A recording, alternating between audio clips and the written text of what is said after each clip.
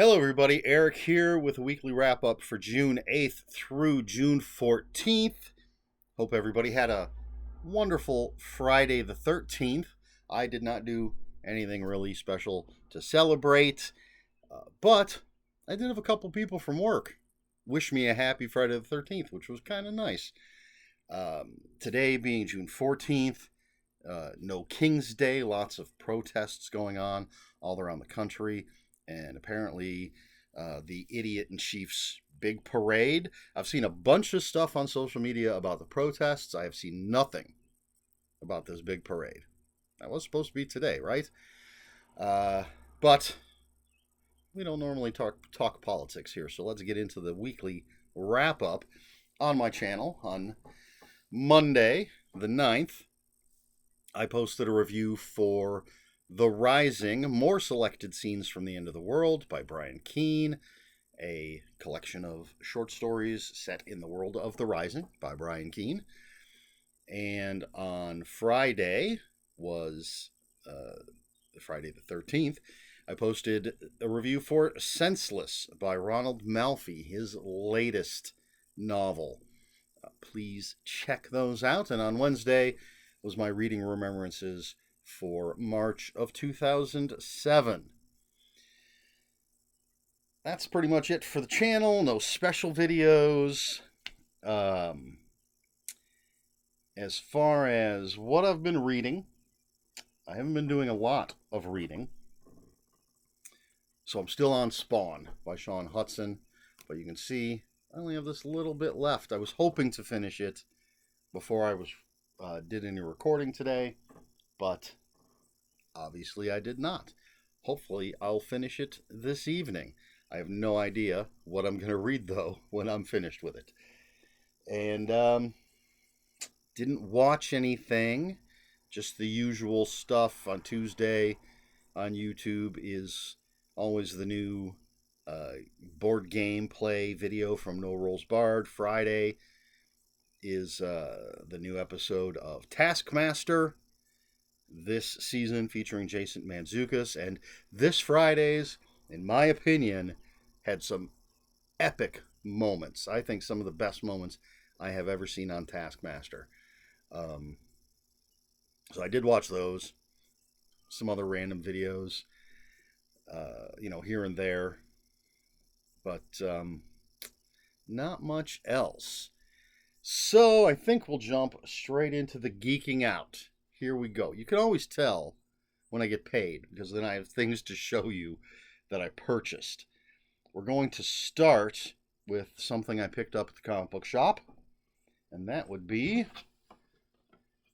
this lovely puppy. I really like these Funko comic book cover things. This is the 7th one that I have gotten. I'm a big fan of Doctor Strange and that classic Doctor Strange look. We got Steve Ditko art. So I saw this on the shelf and decided to treat myself. And then I was very excited to learn that this particular thing had come out. Someone at work mentioned it to me. They said they saw it in the wild at a Walmart. My local Walmart did not have any, so I broke down, ordered it from Amazon, and this is, I am such a geek. This is the new Rom, the Space Knight action figure with his gun. It actually came with 2 other hands and another gun, but those are put away. I have a box where I put like all the extra stuff that comes with the action figures that I'm not using. But I loved the ROM comic book series from Marvel. I never had the original ROM toy, but I'm very excited about that. Hopefully you're not traumatized by the fact that it was taken out of the packaging. And it also came with this little tiny copy. Well, I mean, not really a copy of ROM number 1. It does say Marvel Legends and Hasbro on the back. But I like this little tiny sort of facsimile comic book, at least the cover. So I was very excited about that. That just arrived today. But the thing that I'm most excited about giddy with excitement, some might say, is this. This is The Invincible Iron Man, 10 Rings to Rule the World. It's Epic Collection, Volume 7. There's the back cover. I now have 1 through 7 in the Epic Collections. Why am I so excited by this, you might ask? Well, let me tell you. Back in the day, I was randomly trading some comic books with a friend of mine. And one of the comics I got in that trade was Iron Man 101. There's the cover with the Frankenstein monster. I had never read an Iron Man comic book before. I read this issue, and it blew my mind. Iron Man became my favorite comic book character. This is when I became an actual comic book collector. I hunted down everything I could find. I've talked about this before, but I've never had the Tales of Suspense issue with the very first appearance of Iron Man. I can never remember the number, what issue number it is. But I never had that, but I had almost every other issue of Tales of Suspense, including first appearance of Black Widow, first appearance of Hawkeye, and then when Tales of Suspense basically transitioned into just being Captain America, I believe Tales of Suspense, which had Iron Man, at a point started being half Iron Man, half Captain America. After issue 99, it became issue 100 was just issue 100 of Captain America. And what we had was Iron Man and Submariner, number 1. So half of that was Iron Man story, half of that was Submariner story. That's the only issue of that there ever was. And then we had Iron Man number 1. And I had that Iron Man Submariner. And then from issues 1 to 200 of Iron Man, I was only missing 17 issues out of the entire run. But this basically from 100 up to, I'd say at least 150, my favorite run of Iron Man stories. Has some of the classic stories. It might have even gone to 175 or 200. Some of the best artwork, some of the best stories. This introduced me to, let's see if I can find, the Dread Knight. Look at that character. The guy on the horse. Great character design for that horse anyway. And then this is what introduced me to Jack of Hearts, a character that I love. And he became basically a co-star in the book for a long time. And let's see if I can find. And this is when Tony Stark started his romance with Madame Mask. And then there is, got to get past all this King Midas stuff. Oh, look at that beautiful artwork. Exciting videos. Someone flipping through a book. Is this? I know the picture is in here. I think I passed it up already. There was a point where Stark Industries becomes Stark International, something like that. And there was a splash page that showed, what does this say? Stark International has become Midas International. So he defeats Midas. So it must become Stark Industries after that. Come on. Trying to find it. So many Ironmans.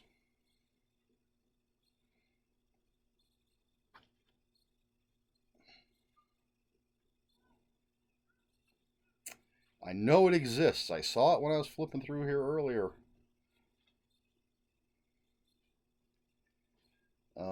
Anyway, there was a big 2-page splash of the new Stark facility, and I used it as a template to make a big giant Lego thing. This introduced me to the Knights of Wundagore.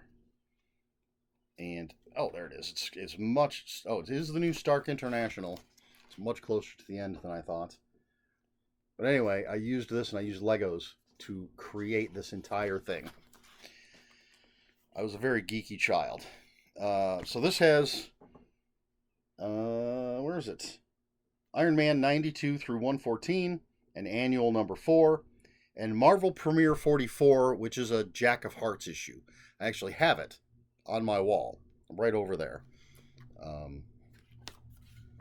So this cover, the whole book, but I'm looking at this cover on my wall as we speak.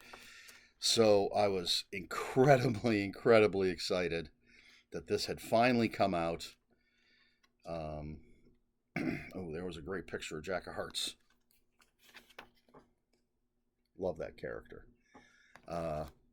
Yeah, I so tempted to just put everything aside and read all of this because I love the stories in here so much, and I can't wait for Volume 8 and Volume 9 to come out because that's going to contain some amazing stuff.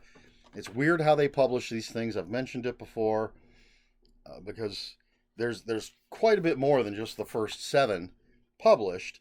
There's a list of all the Epic collections, and for Iron Man, there's 1 through 7, then 10, 11, 13, 14, 15, 16, 17, 18, 20, 21, and 22. I think I'm only going to get probably up to issue 200.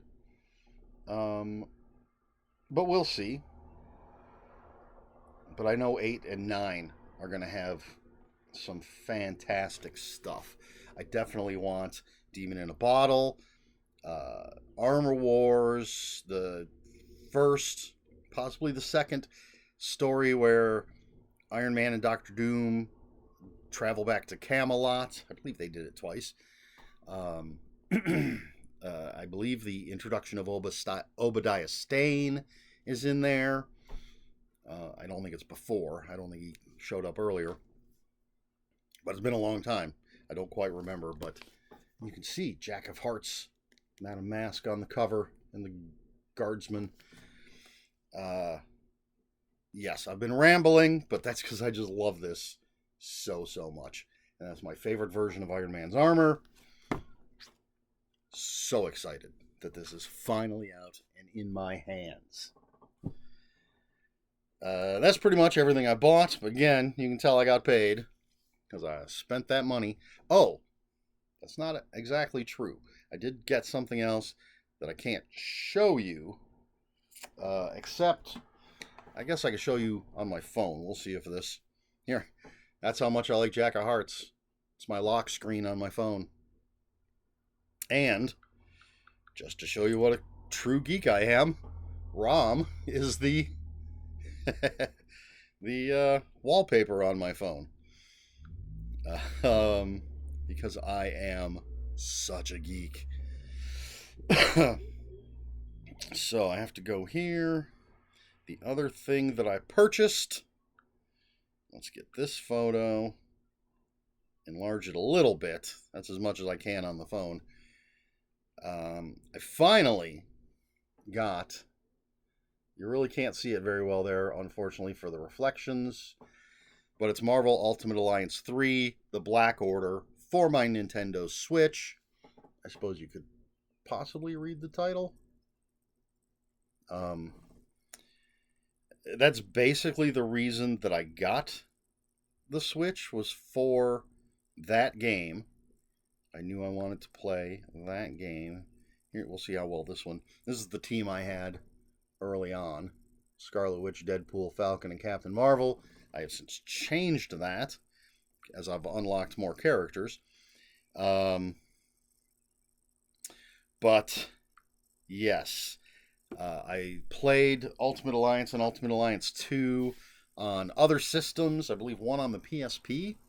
I know I had one that I was able to play on the TV, because I know I've played it, or maybe that was one of the X-Men games that was on the TV that's like this. It's that, I think they call it three-quarter God's view, and you have 4 team members. You get to build your team from the characters you've unlocked, and you can switch which one you're controlling with the plus pad. Um, and they all have special powers and there's synergies. You're following a story, and as you progress, you unlock more characters and you can unlock different costumes. When I played, I think it was the second one, I got a cheat code just for the costumes. I used the cheat code to unlock every single costume. Didn't affect gameplay or anything. I will not use cheat codes until after I've finished the game. Then I might use one just to make it more fun when I play through again. But I did use the cheat code to unlock all the costumes. And I actually looked up to see if there was a cheat code for this one and couldn't find one. It just would tell you how to find the costumes in the game, or how you would unlock them through gameplay and some sort of credits that you could use to buy them, essentially. So yes, I finally broke down, spent the money, because it's a lot of money. I got and this was just the digital download, but I got the game and the DLC pack, which includes I don't know if they're going to add any more. There are currently 3 DLCs. One is Fantastic Four, one is X-Men, one is Midnight Suns, I believe. It's either Midnight Suns or Marvel Knights, but I know it has Blade and some other great characters, but I haven't unlocked any of that stuff yet. So I actually I've been playing this weekend a lot of video game stuff, more than I have in quite a while, because I love the game and I want to unlock everybody. I showed you the team that I had early on, but I've already changed that to my favorite character so far that I've unlocked is Iron Fist. So I've got a team that's Iron Fist, Luke Cage. I think I still have Crystal from the Inhumans because I like her abilities and stuff. And I don't remember who the fourth one is. I'm trying to remember the different powers and stuff. What they do. But I think it's another street level. It might be Daredevil. Yeah, it might be Daredevil. So I think I have Iron Fist, Luke Cage, Daredevil, and then Crystal. I was going to change Crystal to Elektra, but Elektra hasn't actually unlocked yet. She's been in the game, but she hasn't unlocked as a playable character yet. Once she does, either her or Jessica Jones, because Jessica Jones has been in the game, but has not been a playable character. I don't know if either one of them will be. I would think they both would be, but who knows? Anyway, I don't know if anybody cares about any of this, but I'm excited about it. And this is probably the geekiest video, at least one of the geekiest videos I've ever made. All right, I think that is it. So, question for this video, recommendations for the video. If you're a comic book fan, this Iron Man stuff is fantastic. If you're a superhero comic book fan, I know there are comic book fans that read different types of comic books, not necessarily superhero stuff, but this is some of my favorite comic book storytelling. Not in the top 3, but definitely in the top 10. What else? What else would I recommend? Anything else I talked about? Because obviously I'm enthusiastic about everything that I'm talking about. What about you? What are your recommendations? You've gotten a big look at what a geek I am, and if you're a regular viewer, you know the types of books that I'm reading. Why don't you recommend some things for me? Not saying I'm going to take those recommendations, because I have thousands of unread books and comic books, but I can always add things to the list, and I'm always adding to that thousands of unread books and comic books. You know the drill. If you have any comments, questions, or corrections, please put those in the comments below. Comments are open for spoilers. Just post a spoiler warning. We try to be polite here on my channel. Please like, share, and subscribe, all the usual YouTube stuff. If you care to follow me on other social media, I'll have links for my Instagram and Bluesky in the description below. And that's all I have for this week. So until next week, read more books.